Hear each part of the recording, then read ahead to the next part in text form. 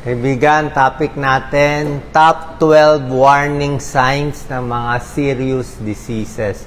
Bali, itong listahan natin ng top 12 diseases, ano po yan nakalista yan sa top mortality sa Pilipinas. So, naka-record yan sa DOH natin kung ilan namamatay sa bawat sakit. So, ito talaga yung kinamamatay ng Pilipino. Kaya babantayan natin itong top 12. O, tingnan natin ano number 1? Number 1 sa lahat, heart attack pa rin talaga. Okay? Sa isang araw, around 280 na Pilipino namamatay sa heart attack. Lumang data, baka 300 na ngayon. So, pag heart attack, ayan, sumasakit ang dibdib. Although, yung iba, parang hindi natunawan. Pero basically, kailangan medyo mataba, medyo overweight. Lalaki, mas prone sa heart attack, pero pwede rin sa babae. Yung iba nasusuka o parang may nararamdaman dito. So, ang problema lang sa heart attack, yung iba sasabihin, Dok, wala naman ako naramdaman dati. Bakit bigla siya namatay sa heart attack? Medyo traitor yung sakit Hindi natin alam kung kailan nagbabara yung mga ugat. So, basta pag diabetic, mataas ang cholesterol, overweight, stressful yung job, makikita mo naman stressful, pwede ma-heart attack. Lalo na pag edad 40, 50, 60 pataas. Yan. Kung may mas hinihingal, pwede rin yan. Number 2, killer disease sa Pilipinas, stroke. Diba? Ang dami na stroke ngayon. Kala mo, okay na okay ka, healthy, pero walang makakaalam baka biglang ma-stroke na lang. Kasi ang stroke, biglang may nagbabara sa utak natin or biglang may dudugo. Diba? Baka may aneurysm. Hindi natin masabi. So, pag stroke, parang ganito, nag-iiba yung sa muka. Nagdudroop. Bigla-bigla, hindi makasalita. O hindi maggalaw yung kamay. Yung iba, nakaupo, biglang nahihilo na lang. Hindi natin alam, stroke pala siya. Kaya ang mga signs ng stroke, sudden numbness, difficulty speaking, yan ang top 2 killer sa Pilipinas. Kaya ang dami nababalita natin. Risk factor, yung pa rin, high blood. Okay? Dapat makontrol ang high blood. Kasi pag hindi na-control yung high blood, prone to stroke, prone to heart attack. Yun talaga yun. Number 3, ito magugulat kayo, mga sakit ng mga babae. Reproductive health problem.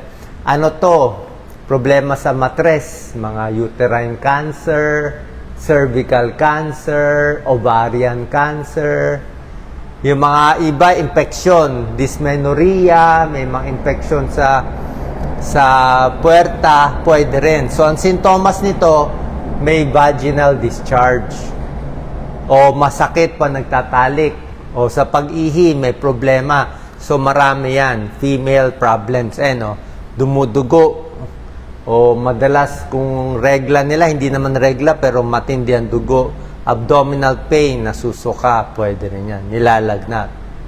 Namamayat, pwede rin yan. Number 4, very deadly, breast cancer. Diba? Mainly sa babae. So, any bukol na makakapa, ano ang warning sign? May bukol sa breast. Diba? Kailangan na-examine yung breast. So, pag may nararamdaman, kahit maliit lang na bukol, papacheck natin agad. Kasi napakataas ng breast cancer sa Pilipinas, around 10% sa buong Asia, tayo pinakamaraming breast cancer. Kaya nga, I'm sure may kilala kayo na nagka-breast cancer. Tsaka minsan pabata ng pabata, 30 years old, 40 years old, 50 years old. Papacheck tayo sa surgeon or sa OB. Pwedeng OB-GYN or sa surgeon. Yan, More alcoholic, smoker, diabetic, mas prone magka-breast cancer. Lalaki pwede rin magka-breast cancer pero mas maliit ang tsansa. Paano maliit ang breast tissue ng lalaki? Number 5, ito common to sa Pilipinas. Lung cancer and lung problems. Yung, diba, hirap huminga, laging may plema, may dugo misa sa plema. Emphysema, very common yan. COPD, emphysema dahil smoker. Diba? Ang dami naninigarilyo. Ngayon, vaping. Vaping, papunta rin dyan. Lung cancer, ang dami rin sa Pilipinas niyan. 'Di ba? Hindi lang to, tuberculosis, ang dami sa atin. Pollution, sigarilyo, unhealthy foods, lahat yan. Lung problems. Usually, mas hingal o may huni. May huni. Difficulty breathing, hirap huminga. Lung cancer, siyempre namamayat. Tapos sa x-ray, makikita. Number 6, very common din to, mga problema sa tiyan. Okay? Kung mga ulcer lang, wag lang yung malalang ulcer. Kasi pag malalang ulcer, dudugo eh. O pag may gastric cancer, dudugo. O may colon cancer, dudugo din. May problem. Namamayat. Pero yung mga heartburn, GERD, dapat makokontrol natin. So, mga digestive problem. So, kung pabalik-balik yung problema sa tiyan, lalo na pag nagbago yung kulay ng dumi.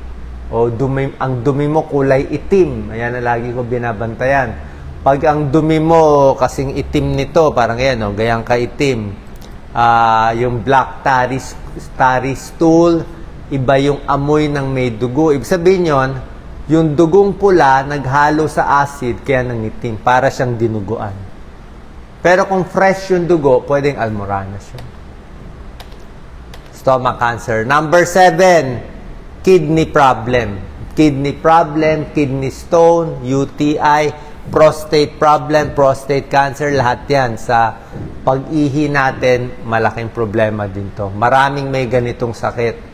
Paano maiwasan? Dapat maraming tubig iinumin. Damihan yung pag-inom natin ng tubig. Ayan, Ano sintomas? Masakit sa pag-ihi. May dugo sa ihi. Yan. Hindi makaihi. Skin cancer, binabantayan din. Okay? Kung mga nunal na malalaki, o mas malaki dito dapat, 6 mm.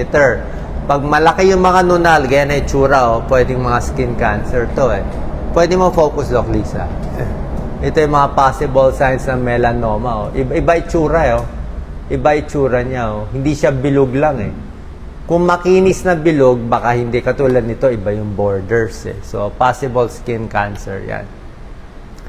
Risk for skin cancer. Huwag magpa-araw. Yung gusto magpasunog sa araw lagi, hindi po maganda. Number 9, joint problems, hindi naman nakamamatay, pero syempre kung laging may osteoarthritis, rheumatoid arthritis, gout, ano pa rin yan, maproblema. Hindi ka makalakad, mahina katawan, di ba? So, dapat magpapapaya tayo. Mag-iingat din na hindi ma-aksidente. Number 10, ito dumadami, mental health problem, depression, bipolar, yung bipolar biglang nagwawala. Personality problem, yan, So, yung laging binabangungot, okay? O laging masama loob, o kung ano-ano pumapasok sa isipan na masama, ingat po tayo sa ganito. Okay? Lalo na ngayon yung hindi kaya yung stress. Diba? Ang dami natin nababalitang mga kabataan, hindi na makaya yung stress, masama ginagawa sa sarili. Okay? So, yan ang dumadami ngayon. Depression, mental health problem. Number 11, headache. Okay? Headache, pwedeng tension headache lang kung dito lang, minamasahe. Merong migraine na parang humihilab. Gumagaling din naman yung migraine. Pero ang ayaw natin sa headache, yung may bukol. Diba? Yung napapanood nyo sa mga teleserye, biglang may brain cancer. Ang headache ng brain cancer, pasakit ng pasakit ng pasakit. Yung sabihin, this month, ganito kasakit. Next month, mas masakit. Next month, pasakit ng pasakit. Patindi ng patindi, yun pwede. Tsaka, hindi natin alam yung bukol, baka mas naduduling, nawawala ng balance. So, pwedeng brain tumor, brain mass, o pwedeng stroke din yan. And lastly, babantayan natin itong overweight. Yan. Overweight, diabetes, high cholesterol. Pag hinayaan yan, di rin maganda. Okay? Yan overweight. Kasi pag maraming kinakain, sama-sama na yung sakit. High blood, sakit sa puso, diabetes. Yung iba may problema sa pagkain. Yung hindi makontrol, kain ng kain. Bulimia. Ayan, Kain ng kain, tapos nalulungkot, nadidepress tapos mag-exercise, tapos yung iba sinusuka pa yung kinakain nila. So ito mga eating disorder, meron mga tinatawag na binge eating yung kakain ng marami, tapos nagigilty, sinusuka nila. Merong mga eating disorder din yan. Okay? Actually, itong eating disorder, medyo may connection din sa mental health problem. So ito po yung mga top 12 na very common na sakit sa Pilipinas na kailangan natin bantayan para maging mas healthy po tayo. God bless.